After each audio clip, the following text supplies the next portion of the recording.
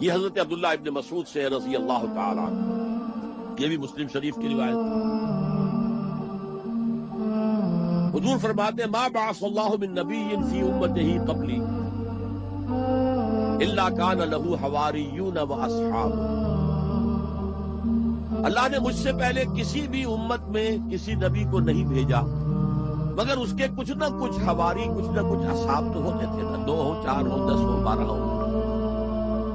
حضرت عیسیٰ کے حواری 12 تھے، ایمان لانے والے کل کہتے ہیں 72 تھے، بہرحال کچھ نہ کچھ ساتھی حواریون و اصحاب یاخذون بسنتہ ویقتدون بامرہ۔ وہ کیا کرتے تھے؟ وہ حواری اور صحابہ اپنے نبی کی سنت کو مضبوطی سے پکڑ لیتے تھے اور انہی کے احکام کی پیروی کرتے تھے۔ یقتدون بامرہ، اقتداء کرتے تھے، پیروی کرتے تھے۔ ثم انہا تخلف من بعدہم خلوف، پھر ہمیشہ ایسا ہوا ہے کہ بعد میں کچھ ایسے ناخلف اٹھے،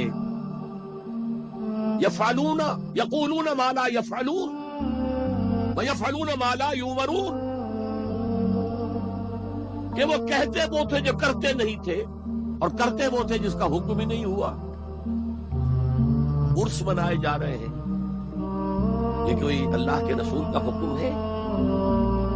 کیا رسول کے صحابہ کا عمل ہے؟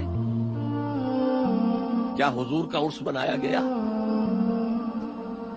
عید میلاد النبی ایک نئی عید ہو گئی ہے، کیا اس کا حکم دیا محمد رسول اللہ نے؟ یفعلون ما لا یؤمرون، وہ اپنی ہی ایجاد کردہ روایات ہیں، اپنی ہی ایجاد کردہ بدعات ہیں، اپنی ہی ایجاد کردہ رسومات ہیں، ان پر لگے ہوئے ہیں اور دعوے کرتے ہیں اللہ سے محبت، رسول کے عشق کے، جبکہ ان کے عمل میں نہ اللہ کی اطاعت ہے نہ رسول کا اتباع ہے۔ اب جب ایسی صورت پیدا ہو جائے تو کیا کریں؟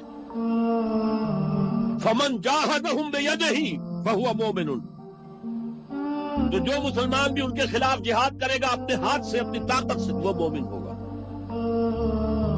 ومن جاہدہ بلسانہ فہو مومن، اور جو ان کے خلاف جہاد کرے گا اپنی زبان سے، وہ بھی مومن ہوگا۔ وہی 3 درجے۔